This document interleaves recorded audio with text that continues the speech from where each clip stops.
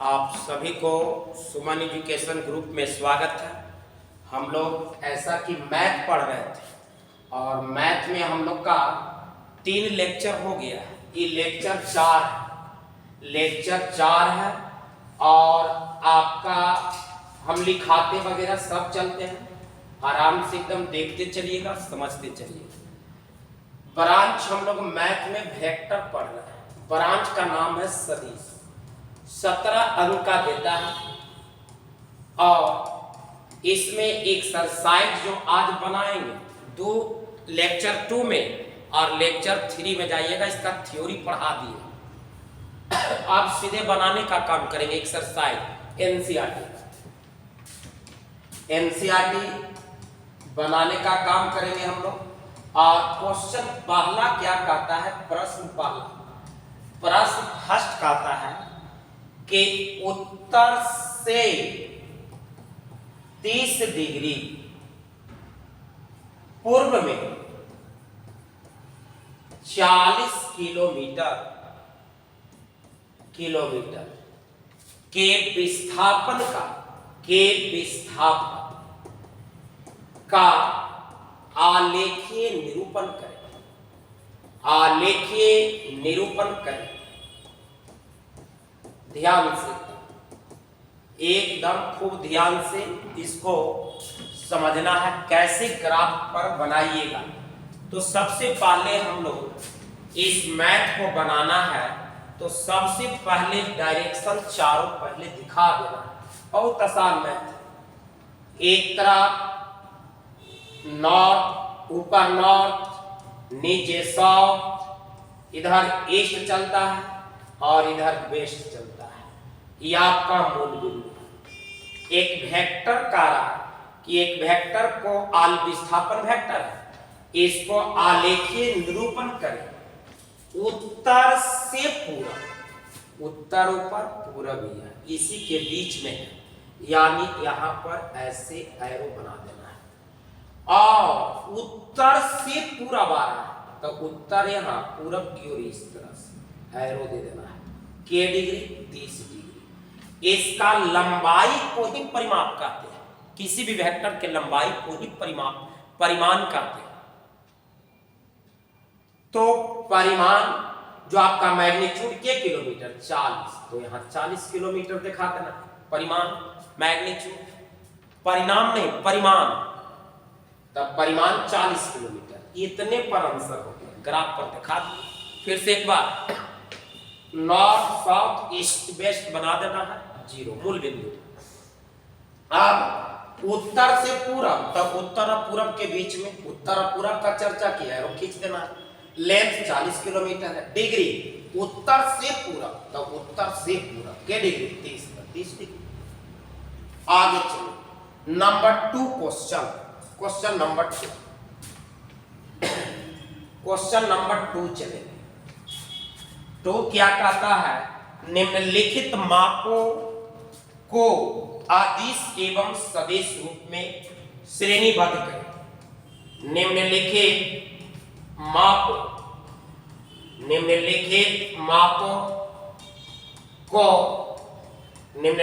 मापों को आदेश और सदिश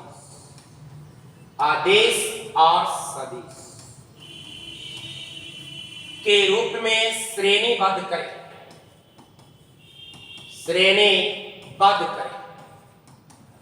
मतलब कौन सदिश है, कौन अदिश है, इस सारी बात को आपको समझना है, पहचानना है। पहला नंबर है 10 किलोमीटर दिया है। दूसरा नंबर आपका दिया है 2 मीटर उत्तर पश्चिम दिया है। तीसरा जो आपका दिया है वो दिया है 40 डिग्री। चौथा दिया है 40 वाट। पांचवा जो आपको दिया है 10 पर पावर -19 कूलम। और छठा दिया है 20 मीटर प्रति सेकंड स्क्वायर। खूब एकदम ध्यान से सभी बच्चे इसको समझेंगे। दूसरा में इतना पूछा है कि कौन सदिश है, कौन अदिश है, खूब ध्यान लगा के। पहले तो पता करो यूनिट, सब में यूनिट दिया, ज्यादातर क्वेश्चन में यूनिट दिया, राशि नहीं बोल रहा कि बल है कि विस्थापन है, अपने से पकड़ना है। तो केजी से पता चल रहा है कि द्रव्यमान की बात किया है, और आप जानते हैं कि द्रव्यमान कौन सी राशि है? अदिश राशि। जितना भी मूलभूत राशि है वह सब अदिश राशि। अगला एक परिमाण है और दिशा भी दिया है, इसका मतलब परिमाण और दिशा दे दे तो वह कौन सी राशि? सदिश राशि होगा, वेक्टर होगा। 40 डिग्री काली डिग्री देके छोड़ दिया, डायरेक्शन वगैरह कुछ नहीं दिया है, इसका मतलब यह अदिश राशि है। 40 वाट, वाट किसका मात्रक है? शक्ति का यह सही मात्रक वाट है। और आप जानते हैं कि कार्य, ऊर्जा, शक्ति तीनों स्केलर है, अदिश राशि। कूलम आवेश का यह सही मात्रक कूलम होता है, यूनिट से पकड़ना है राशि। और आप जानते हैं कि आवेश अदिश राशि है। मीटर प्रति सेकंड स्क्वायर से पकड़ाता है कि त्वरण है, त्वरण का यूनिट है, और त्वरण एक ऐसी राशि है, सदिश राशि। आप बच्चा से वीडियो को रोक करके और इसको उतार लीजिएगा। चलिए अब हम आगे तीसरा प्रश्न की ओर चल रहे हैं।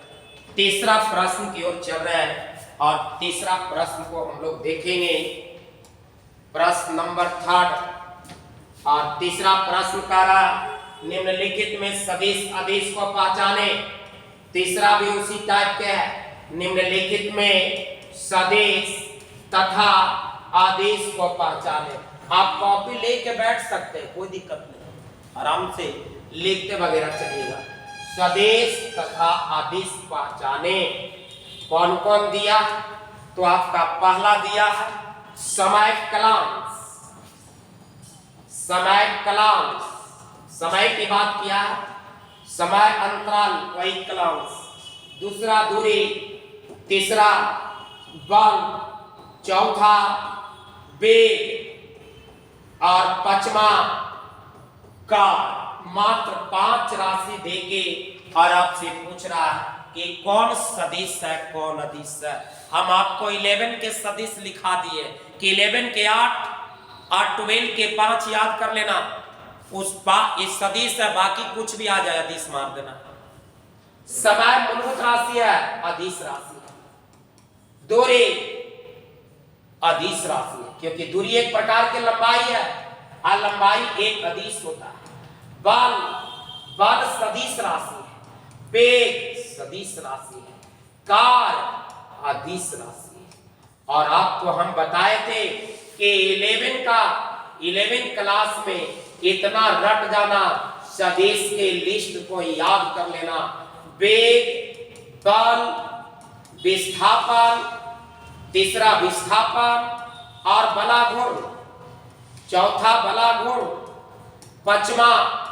पांचवा आपको संवेग, छठा आवेग, आवेग के बाद आपको 6 के बाद 7 आपका है 7 नंबर भार और 8 नंबर त्वरण। 11 का इतने सदिश है, बाकी अदिश। 12 में जाइएगा तो विद्युतीय क्षेत्र, विद्युतीय क्षेत्र, चुंबकीय क्षेत्र, चुंबकीय क्षेत्र, उसके बाद आपको विद्युतीय द्विध्रुव आघूर्ण, ऊपर लिख रहे बाबू, विद्युतीय द्विध्रुव आघूर्ण, विद्युतीय द्विध्रुव आघूर्ण और चुंबकीय द्विध्रुव आघूर्ण। 12 नंबर चुंबकीय द्विध्रुव आघूर्ण और 13 नंबर धारा घनत्व। इतना मात्र आपको सदिश है, इसके अलावे कुछ भी आ जाए तो अदिश मार देना। ये लिस्ट एकदम रट जाना बुआ, फिजिक्स में भी काम करेगा, मैथ में भी काम करेगा। चलिए तो ये हम लोग का हो गया तीसरा। अब अगला प्रश्न 4 नंबर प्रश्न देखा जाए। 4 नंबर का रहा कि दिए गए आकृति में सदिशों को पहचाने।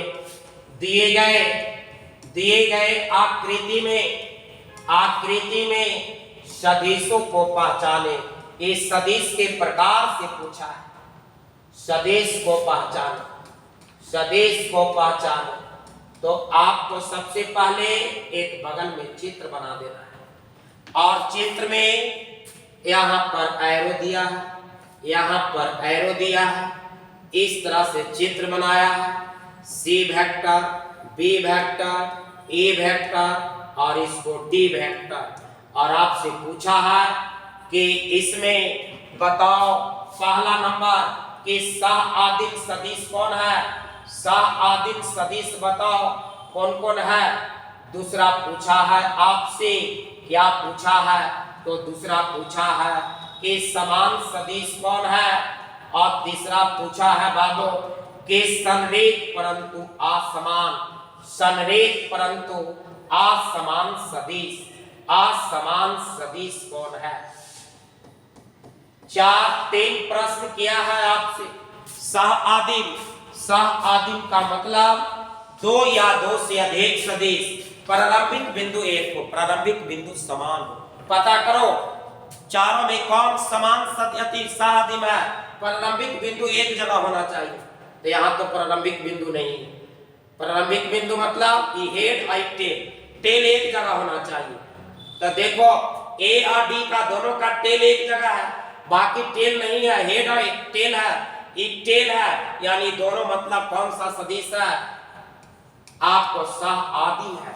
सह-आदिम कहता है परिभाषा कि 2 या 2 से अधिक सदिश और सभी का प्रारंभिक बिंदु समान हो तो उसको सह-आदिम सदिश कहते हैं। और दोनों का प्रारंभिक बिंदु समान, समान सदिश, समान का मतलब परिमाण और दिशा दोनों समान होना चाहिए। अच्छा से गौर करिए, ये 4 में कौन समान सदिश है।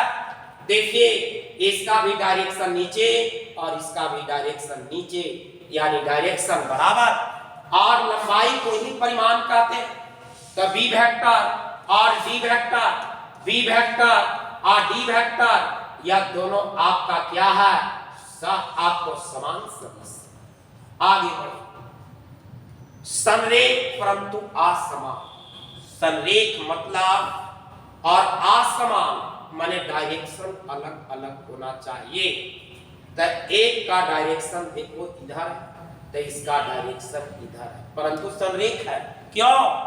समानांतर को संरेख कहते हैं, समानांतर सदिश को संरेख कहते हैं। तो इसमें ए वेक्टर और सी वेक्टर क्या है संरेख सदिश। बनाने वाला यहीं तक मैथ था, 5वां बनाने वाला नहीं।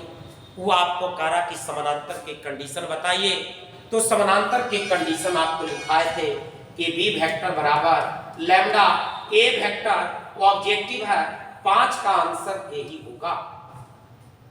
कल हम लोग चैप्टर चालू करेंगे और आगे बढ़ेंगे 10.2, जहां से मैथ बनाने वाला मिलेगा। तो कल 10.2 का थ्योरी आज अच्छा से कॉपी में नोट कर लेना, थोड़ा सा शेयर कर देना बाबू, जो आपके मित्र वगैरह है।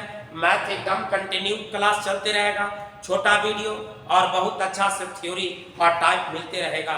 चलिए आज भर इतना ही, धन्यवाद।